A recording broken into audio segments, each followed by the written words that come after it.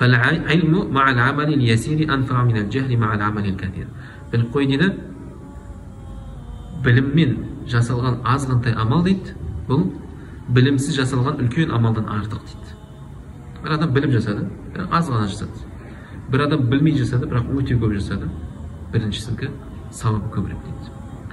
Бұл дейді, бұның мысалы тағы да былай мысал бар дейді. Адам алыс сапарда жүр дейді. Алыс сапарда. Ұзақ сапарда жүрді, бірақ қолында аз ғана не бар? Азығы бар.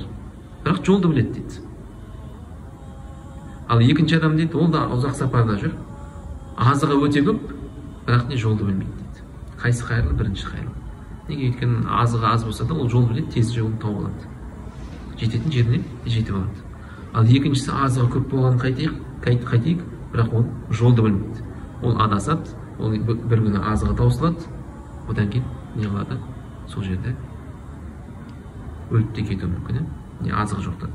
Сондықтан да Құранда Аллах Тағала былай айтты дейді: "Қул хал ястауи аллазина я'ламун валлазина ла я'ламун." Айт дейді, білетіндер мен білмейтіндер тең бе деп айт дейді. Олар әрине тең емес. Иннама ятазаккару улул албаб, расында